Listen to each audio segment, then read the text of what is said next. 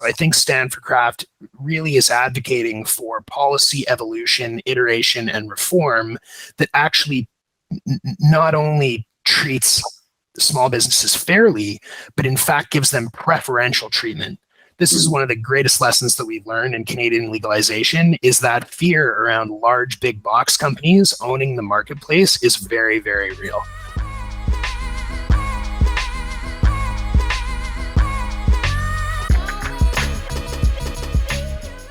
Standing up for the little guy. A new study coming out of Canada shows that craft cannabis producers are being stung significantly by hefty excise taxes. The report, authored by Dan Sutton of BC-based Tantalus Labs, argues that while larger producers can withstand the $1 a gram excise tax, the impact on smaller independent growers is such that many could face insolvency within the next 12 months. Let's get the full spectrum. Great to have you on the show, Dan Sutton. Welcome, CEO of Tantalus Labs. Tell us a little bit about yourself for those who don't know you. I don't suppose there's many people who don't know you, because I know you're quite well established, but welcome, and tell us all about yourself, sir. Thanks so much, Dave. My name is Dan. I'm the CEO and founder of a little company called Tantalus Labs. We operate out of Vancouver, British Columbia, and actually this is my 10th year in the Canadian cannabis industry, all under this sort of legal umbrella. My background, I studied economics in university and then worked in clean tech, software, and energy for the first sort of 7 years of my career. And that was in a corporate finance function, essentially working on teams that would put good resources and smart investors together with good projects. So I got a really fantastic opportunity to learn sort of a Swiss Army knife toolkit about how to found companies, how to build companies, how to fund them. Some of them got listed on public exchanges, and it sort of set me up for an eventual transition to entrepreneurship, to building my own team, which we did at Tantalus starting in 2013. Built out a really cool group of scientists, engineers, marketers, and then really specialized cannabis knowledge, which we're blessed to have here in Vancouver, British Columbia, one of the sort of nexuses of cannabis innovation from the illicit market times. And I think Tantalus is typical of the idea of bringing that expert knowledge that comes with passed down, generation to generation insight, and arming it with the modern tools of agronomy and agricultural science. So we operate a 75,000 square foot facility where we cultivate 3,000 kilograms of premium British Columbian cannabis every year. We distribute across Canada to 2,000 stores, and that number is growing every week. And right now we're rolling and selling about 400,000 pre-rolls a month. So we're probably a great example of about as large as you can get while still maintaining a small batch craft mentality. Our team is 65, which is a huge number to me. I'm amazed that we've got so many people called to our cause, but that puts us probably in the sort of mid to small level producer category for Canadian cannabis firms. And are you just in British Columbia? I mean, or does your kind of reach spread across Canada, or are you? What's the sort of situation? Can you sell to other states, other provinces rather? I know you can't sell outside of.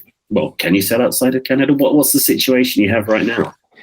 So we cultivate in British Columbia and we distribute all across the country. We are nationwide now, absent Quebec, which is one of the harder provinces to get into. It's funny you ask about international sales. We're actually doing our first 10 kilogram shipment to Australia for their medical program. And we maintain a lot of relationships in the UK, Germany, Spain, Portugal, Israel, all sort of biding our time for the right time to position ourselves and bring that British Columbian quality standard, the British Columbian genetics and British Columbian way of doing things to those international buyers. I think not just in the context of wholesaling cannabis flower, which is going to be our bread and butter, but also hopefully over time sharing some of our IP, some of our know-how, some of our cultivation strategy with international markets so they can set up their own cultivation environments based on the elite standards that both the Canadian federal regulators have set out associated with quality assurance and security, but also our elite standards in reference to consumer preferences and how we serve our market to really give them cannabis stories that are of exceptional purity, of exceptional sustainability, and also good quality experiences that are worth writing home about. No, absolutely. But I mean, even pre-legalization, recreational medicinal legalization, BC was very much the kind of backyard sort of place where a lot of cannabis was grown in Canada. That's right? I know that I've heard from people before talking about that whole Sunshine Coast. I mean, a lot of people just had it in their gardens, didn't they? It was very much the kind of, yeah, people know it goes on, but I mean, I'm not trying to get anyone in trouble, but I guess the culture was already there is the thing, isn't it? Yeah, it's a beautiful story, and I think it's a combination of both like liberal progressive attitudes around policing and enforcing cannabis, which was typical all the way through the sort of 60s and 70s. And then we saw a lot of conscientious objectors, this is before my time, but people that were avoiding the Vietnam War draft would come from Washington, Oregon, California, and they would bring cannabis seeds with them. Mm-hmm. And the magic thing about British Columbia, it has one of the most ideal outdoor environments to cultivate cannabis in the world. You think of BC as perhaps like a sort of cool rainforest, which it is, but it has very long daylight hours in the summer. And so cannabis that did quite well in California really thrived in British Columbia. This led to a culture of genetics and breeding, where a lot of amazing cannabis breeders sort of set up shop in BC. And I think British Columbia was really pushing the envelope on cannabis quality, cannabis flavor, cannabis potency, as early as kind of the late 1980s, early 90s, which has led us to a global brand, BC Bud. I've been to Thailand and I say I'm from Vancouver. People say, ooh, BC Bud. I've been to Germany and people say, ooh, BC Bud. So we see ourselves as very much paying homage and paying respect to that culture in the continued evolution of our own quality standards and consistency. And it's an absolute privilege. I'm a born Vancouverite, and to say that I, exist to serve the mission of BC Bud is such a blessing and a really fun job, worth trudging through the mud for. No, absolutely. I mean, but how did you kind of get into the sector? I mean, obviously you've sort of set out a little bit about your sort of career history, but what kind of led you to go, do you know what, let's check out what this whole new cannabis sector is about? I mean, what kind of prompted you? So cannabis has been legal in Canada for medical use as early as 2001. There were special exemptions that people like cancer patients and AIDS wasting patients could use under the Canadian Charter of Rights and Freedoms, essentially any substance they chose that would help smooth their path, sometimes facing, mortal injury, like things that were going to end their life. And so that led to a diversification of not just personal production that was sanctioned by the federal government, but then also designated production. And actually by the mid to late 2000s, the knots, the OOs, that had proliferated to the point where there were tens of thousands of small growers across the country. They didn't have a unified quality assurance standard, and they did not have a unified security standard. And so it was 2012 when I first read in the Canadian Gazette, and I think I was just really lucky to have kind of been turned on to this opportunity, that a new program was coming that would centralize production in a smaller number of larger commercial scale producers. Pretty ironic that this happened under a conservative government for Canada, or sort of right of spectrum. And they'd sort of said, okay, we need to have quality assurance standards around medical cannabis, and we need to have security standards around them. And so I just sort of started looking at this opportunity. I have a bit of greenhouse entrepreneurship in my family. My uncle cultivated forestry seedlings for reforestation in British Columbia. And actually there's a lot of really strong analogs to cannabis. You want genetically identical flower. You want, consistency in your outputs, and the difference between, a high productivity cultivar and forestry seedlings and a low productivity could be your entire profit for the year.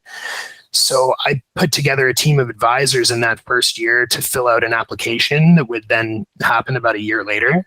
And it was just one of those things that once we started to get other people involved, like they couldn't put it down. They couldn't sleep at night. They were like, this is so exciting. It's going to be, a revolution that will hopefully lead the world towards these more evolved perceptions of cannabis as necessity in the pharmacopoeia, but then also the essential need for absent pesticides, lack of mold and mildew, and the quality assurance standards that now underpin Canada's recreational market. So I think I sort of fell backwards into it and then started to get other people involved, and they got even more excited than me, and was really called to it. A chance to write a textbook, a chance to scratch your name into the future of an uncertain industry, which now over 10 years has created a bunch of consistencies and reliabilities and still has a lot of room to grow when it comes to progressive policy and making legalized cannabis work from both a public health and safety perspective as well as an industry perspective over time. Absolutely. It's fascinating. I mean, I think that it's interesting when you talk about, you saw the opportunity, medicinal, and then eventually it sort of became recreational. Is it 2017? Was it legalized? Recreational was 2018 in Canada. Announced in 2016, and I was actually in New York at the UN General Assembly Special Summit, where our then health minister said Canada is officially going to legalize cannabis. Wow. Our Prime Minister Justin Trudeau ran on that platform, but the idea that it was actually going to happen was amazing. And then in 2018, we had our first recreational sales. Wow. And Canada has been a really interesting case study in the effect of legalizing cannabis. Youth usage is substantially down, maybe down 25% since legalization. All of the legal cannabis that's purchased is absent pesticides. That's a nationwide global standard. It is absent mold and mildew in significant quantities. And so there's been a huge amount, I think, of social positives. Emergency room visits associated with cannabis are down. Obviously, the unregulated market has lost maybe 50 or 60% of its market share to regulated, consistently available, legally sold cannabis that's not sold to minors. And so I think in this great legalization experiment, we have a lot of social positives to point to. And in a world where attempts to stem demand for cannabis have sort of been substantially unsuccessful over the sort of just say no campaigns and dare drug campaigns and all these things over the last 40 years, we have to acknowledge that if that demand continues to exist, continues to grow, safe supply and consistently available recreational cannabis is an answer that needs to be in the conversation globally, and looks like it is going to be increasingly over the next 10 to 20 years. Absolutely. And I think, again, a lot of the reasons you sort of set out, the kind of the quality, the free from pesticides, and actually knowing where something's coming from and knowing that it's a good quality product and, free from harm, all of that sort of stuff is one of the major reasons I just hear time and again. It's like, why should we legalize cannabis? Because people are going to have it anyway, and they may as well have it from a credible, reputable, legal, taxed, source. And I think, again, all of those positions come into play. And again, things happening in Germany. I mean, medical cannabis is legal here in the UK, but again, the situation is very different to Canada in that we have to kind of basically, even though we can grow it here under a license, it has to, anything used for medical consumption has to be imported. It's a crazy situation, but every market has its own crosses to bear, and there's stuff we can all learn from each other. But again, what's important for you right now, 4 years on from adult use legalization in Canada, and something you're very passionate about is what you're calling the Stand for Craft movement. Could you tell us a little bit more about that and why it's important and why it's such a pressing issue at the moment in Canada? Absolutely. And so at the outset of legalization, I think there was genuine concern regarding the potential for hugely funded mega corporations to come in and sort of commodify cannabis to the extent where cannabis would probably be materially cheaper to buy. That's seen as a negative from a public health and safety lens. If you make it cheaper than the illicit market, you're giving people an economic incentive to consume it. And then also to sort of standardize the quality to a place which is a little lower and less exciting than the illicit market, which is in Canada, at least. I think this is actually true in the United States and very much true globally. It isn't really massive illicit market farms that are supplying illegal cannabis. It's smaller, decentralized farms, and many, many thousands of them. The average size of a cannabis grow in British Columbia pre-legalization was probably about 2,000 to 5,000 square feet. So pretty small, very hard to enforce, hard to police. They're kind of going on in loft apartments across the city of London. They're going on in small, micro grows throughout the process. The advantage of those decentralized micro grows in British Columbia especially is that they provide a diversified economic impact. we'd have small towns like Port Alberni, towns in the Kootenays, towns in the Okanagan, southern Vancouver Island, which had historically relied on mills or resource extraction, mining, lumber, all of these kind of resource extraction industries that kind of started to get, they cooled off a lot in the 70s, 80s, and 90s. And so these towns where there'd been a central employment hub started to suffer, really tough to get jobs. And so the illicit cannabis markets became an economic lifeline. This is probably one of the political reasons why it wasn't so enforced and was just sort of brushed under the rug, is not really a huge deal. Now, fast forward to 2018, there was a huge boom in investor appetite for cannabis companies. And inevitably, publicly traded firms, that capital sort of flowed through to maybe 5 or 7 large capital aggregators. And those capital aggregators, they employ a lot of people, but they employ them in sort of small and centralized towns. And so I think the Stand for Craft movement was born of this realization that current policy, especially taxation policy, sort of disproportionately harms small businesses. There's a widespread lack of income across the cannabis industry for firms large and small in Canada. It's an early market, we get it, but these smaller operators, many of whom have made the leap from transitioning from the illicit market, they've pulled up their socks and said we want to be in this legal market, but because of the tax structure, because of the ongoing costs of compliance with Canadian regulations, they're at a maybe 30 to 40% cost disadvantage. It costs them about 30 or 40% more to take their cannabis to market and distribute it legally. And so this illicit market, which still thrives, maybe it has 40 or 50% of total market share, is sort of got access to the same marketing channels, the same entrenched supply chains that they always have.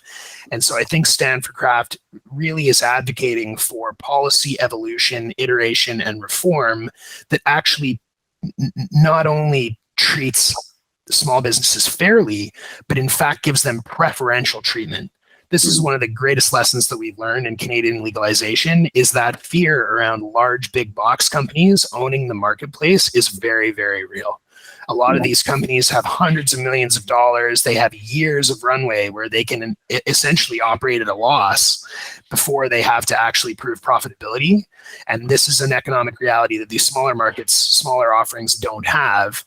And so craft cannabis wins in the eyes of the consumer. This is another lesson we've learned in Canada, is those large firms started out with big market share, and slowly but surely they've been consistently eroded over the course of the last 2 years. And that market share has flowed to smaller craft scale offerings. The market has spoken. They want these firms to succeed. But even in the case of commercial success, many of them have struggled to be able to actually make ends meet.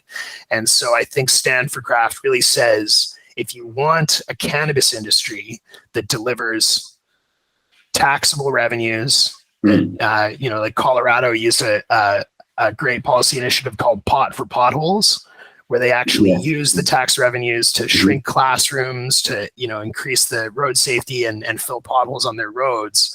And that can all be a reality, as well as diversified economic impact across small towns that otherwise might struggle with agricultural production or whatever their other industry might be. I guess at the risk of sort of sounding like devil's advocate, and I think I've mentioned this before, the idea that, okay, so I think it's 75% of cannabis excise revenue is distributed across provinces, right? And the remaining 25 is kept by the federal government. So isn't this kind of additional tax revenue a sort of feather in the legislation cap? And surely if it's getting distributed, the additional revenues to initiatives in smaller towns, or isn't that a reason to sort of say, well, we all have to pay our taxes, maybe there should be a sliding scale? But what's your kind of response to that? How do you see that as what's the kind of what's the main issue there?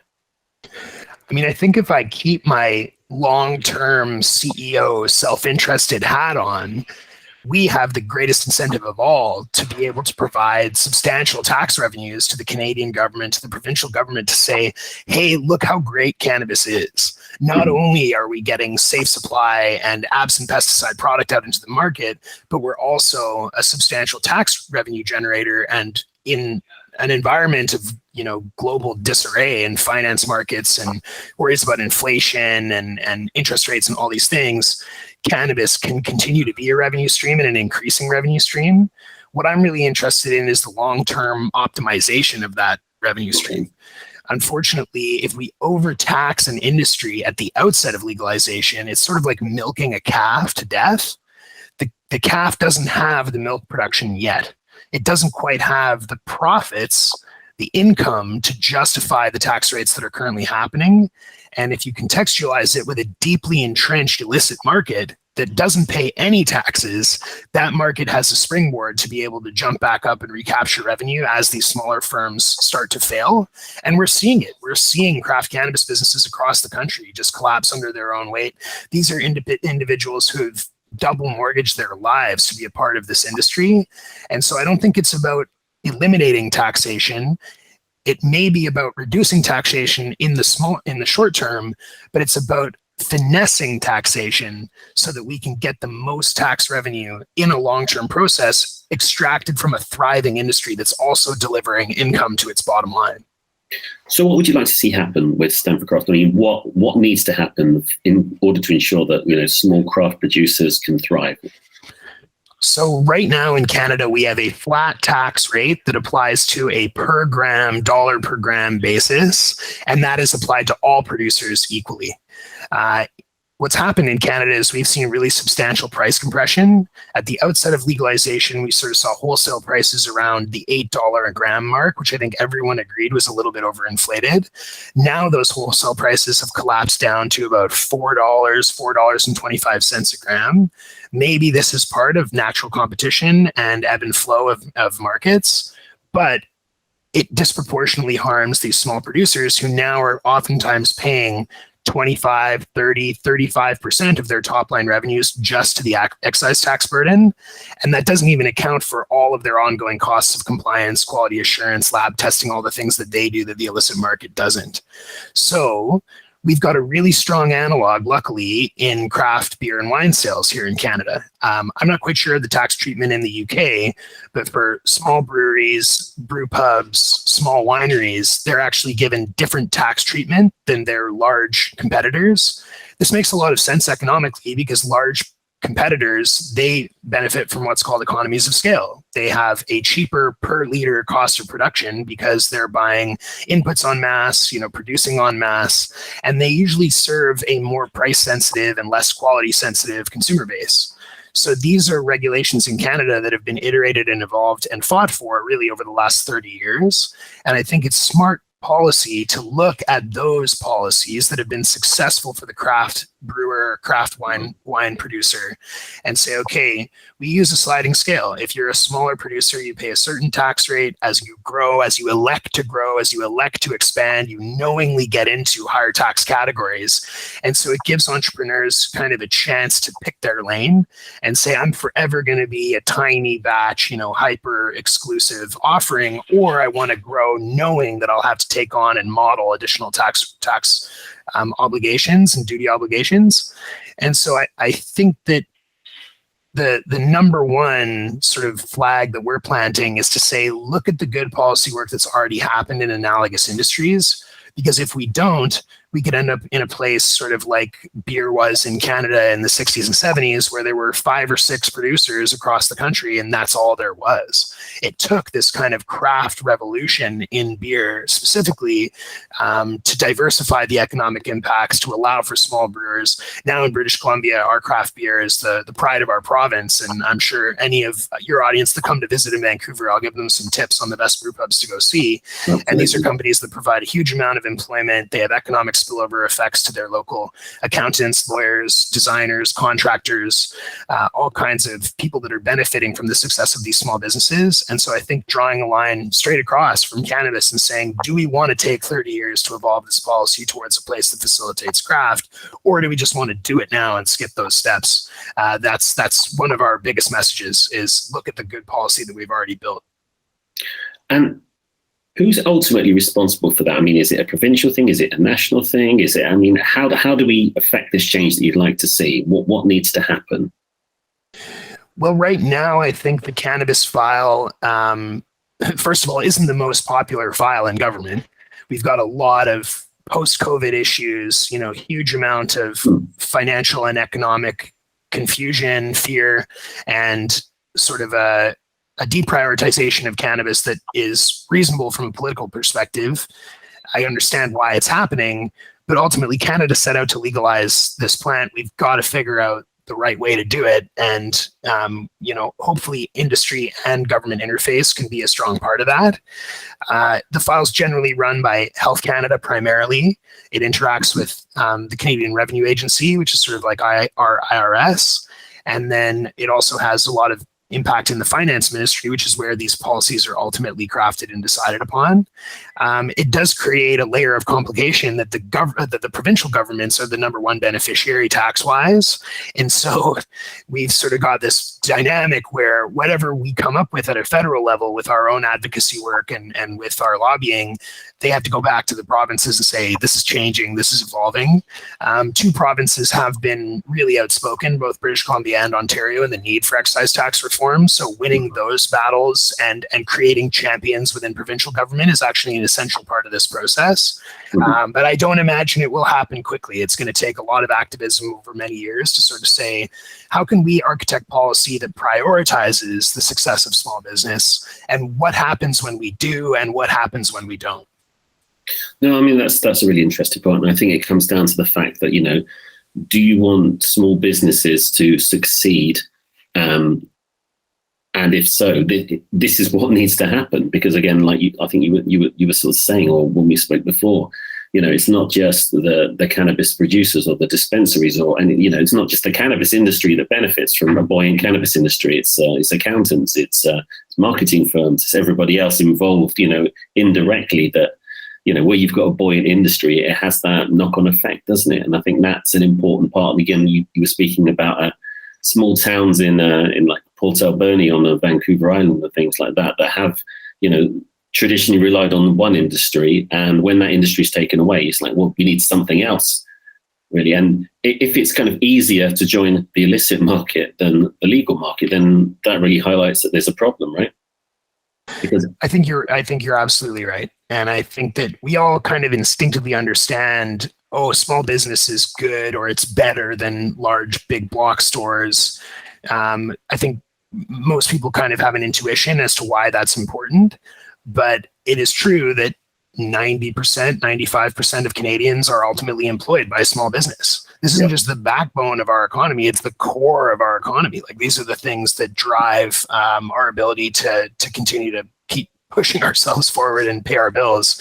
And so any free market economy that attaches its own worth to the success of the small businesses and entrepreneurial opportunities, I think sees huge reward. And that'll be as true in the UK or anywhere else in the G7 as it is in Canada. No, absolutely. And again, we talk about Britain being a nation of shopkeepers and things like that. And the idea that small businesses everywhere are, the backbone of, the economy. And for that to be sort of marginalized, it seems ridiculous. So no, I completely understand where you're coming from on that point. So, I mean, if things weren't to change and things would continue, where would the whole craft cannabis sector be in maybe 5-10 year time? Is it just going to be more companies being just priced out of the market they can't afford to keep operating? And then you have, like you say, the big 5 producers coming in, either buying them up, or what could happen? And what do you see the dangers ahead as? So if we remain status quo and craft cannabis operators are sort of systemically inhibited from generating income, positive income, being in the black, being able to grow organically, then inevitably they will drop out of the market in a far faster timeline than their more well-funded, publicly traded treasury peers. And so that creates an environment where large companies can come in and shop for pennies on the dollar for the smaller, disenfranchised brands. I wonder how successful that will be long term. We have seen a few large companies buy up craft offerings, and then the quality standards drop. Maybe their founders aren't as interested. And why this is more of a concern in cannabis than it might be in beer or wine is that we do have this deeply entrenched illicit market. These supply chains have delivered billions of dollars in untaxed revenue, to sometimes organized crime sources, sometimes very disorganized crime sources, historically. And so I think it's a lot more likely that consumer needs won't really be met by the commodity grade production of large scale producers that have, once again, been losing market share to their craft peers over the course of the last 2 years in like a consistent and linear way. And so if the illicit market is given the chance to bounce back in Canada, that sets our legalization process back decades and ultimately gives a very poor excuse or rationale or justification from the transition from some of those illicit producers, of which there are probably thousands across Canada right now. So I think that's the sort of negative outcome scenario where we see, first of all, a move from many diversified small craft producers to a fewer number of centralized large-scale producers. And then we see a sort of trade between consumers going back to their illicit market sources and saying, my quality needs aren't being met, or my cost needs aren't being met by the large-scale box stores. So I'd rather just buy from my guy down the street or my friend who grows. And I don't really see in Canada the likelihood of increased enforcement action being very successful. It's not even the political will as much as it is that there's just way too many. And as soon as you start shutting down 1 or 2 or 5 small illicit producers, another 5 will crop up in their place in different places. And it's so maybe they're using the same lights, they sell off the lights and someone else buys them. The counterpoint is that if we do get the policy right and we do facilitate craft and we come up with a taxation program that once again optimizes for long-term tax revenue. We want diversified tax revenue that's coming from a bunch of these small businesses, and it's priced right so that they can continue to deliver that tax revenue while growing their businesses. Then we feasibly will mirror this revitalization of small Canadian towns and cities that we've seen in the beer and wine market. This is very true in British Columbia, Alberta, Ontario, where they're thriving craft production cultures. And it is absolutely true that these small towns have seen increased employment, increased success of local contractors and vendors, increased success all the way through to like local restaurants and stuff like this, enhanced tourism, all of these really cool features of sort of thriving, more interesting small business stories in those markets. And I think, cannabis in British Columbia is already our number 1 agricultural cash crop. Like legal cannabis has already superseded all of the other things that we grow to provide the most amount of revenue, which is amazing. In British Columbia, it may very well end up being in the top 3 industries. British Columbia is typical of having been historically based on resource extraction and some resource processing. And so now we're going into a more secondary, tertiary economy around cannabis. And across Canada, it may very well be in the sort of top 10 industries in terms of GDP impact. And so I think those are all really important stories that we've got to keep in mind, not just because we want Canada to succeed, but because the world's eyes are on us. And we know the UK is having meetings with our policy people to talk about this. We know Germany is. We know all of these other countries that are looking at legalization as an important part of their next 10 years of growth and GDP evolution. Canada needs to set that example for the rest of the world to follow, which is why this is such an important topic to me. No, absolutely. Do you feel like a real sense of responsibility in terms of helping the government, on a small and wide level, get it right? It feels like that. It feels something of a mission for you. Well, I walk through every day with this sort of Tao of trying not to worry too much about things that are outside of my control. If you want fast policy action in Canada, you might be getting a bit in front of your skis on expectation setting. But I feel a really big responsibility to the small cannabis growers that are in my circle. And these are people, like I say, who have put their livelihoods on the line to try to help build this industry and try to be a part of the future of Canadian cannabis and leave their mark. And when it comes to cannabis quality, this is probably my strongest bias. These craft producers do it in a way that no one else does, maybe in the world. We think about Holland and Amsterdam, we think about California, we think about British Columbia. This is the trifecta of cannabis quality standard setting across the world. And so I really want to see these small businesses succeed, A, because I think they're far more interesting entrepreneurial stories than the big box stores. B, because I'm self-interested in wanting a diversity of like exceptional quality cannabis for my own palate. And ultimately because I think it will give Canada the best global story to tell.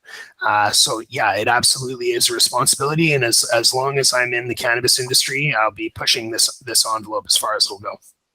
Very good. I think that's, absolutely. I can't really add to that. I think that's brilliant. Thank you, Dan. Thanks for sharing. Any other final points? If there's anything you could say to, anyone out there who's interested in finding out more about what you're doing, where can they go? Where can they find out more? Absolutely. So you can check out standforcraft.com, which kind of has a synopsis of our mission. You can lend your voice to that discussion, and you can find us on Twitter with the hashtag #StandForCraft. I think that, as we look towards the future of more and more globalized cannabis offerings, cannabis policy, we'll start to see import-export. We'll start to see, a sort of global community of policy innovation and change. The one thing, Canada got a lot right. It got a lot right on its quality assurance standard. And I think it's hugely competitive with the sort of state by state policies that have had their pros and cons. To have one official quality standard where consumers can consume knowing it's safe, I think is hugely important and something the rest of the world should take note of. But where Canada maybe didn't get it right or needs further iteration and revision is in their taxation policy, just sort of slapping a flat tax on. It looks like it was kind of calculated on the back of an envelope, assuming that the go-to wholesale price of cannabis would always be $10 a gram. You see a lot of international policy studying cannabis, and it looks at the illicit market, and $10 per gram in Canada and the United States has kind of been the model for the last 20, 30 years. Well, that's because there was sort of collusion going on in the illicit market. And so ultimately, price taxation policy that's flexible with price compression, as you see a bunch of companies jump into the cannabis space, seeking economic opportunity, seeking return for their shareholders, seeking profit, some of them are inevitably going to go for the bargain basement. And when that pulls the rest of the market down in price, it's essential that those smaller firms are sort of treated differently and treated with more adaptivity. And so I think if you're going to put a lot of work and time into thinking through your quality assurance standards like Canada did in the international cannabis realm, make sure you put that same amount of time or more time into thinking through your taxation policy and look at it as long-term optimization. If you get a thriving industry in 5 to 10 years outside of your legalization date, then it's easy to extract taxes and smart to extract taxes at that time. But I'll go back to that point I made. Don't milk a calf to death. Wise words indeed. Thank you so much, Dan. Thanks for joining us, and good luck to you. And I'll be interested in following your story further. So thank you. See you again soon. Thank you. Cheers. Thanks, Dave. Such a pleasure.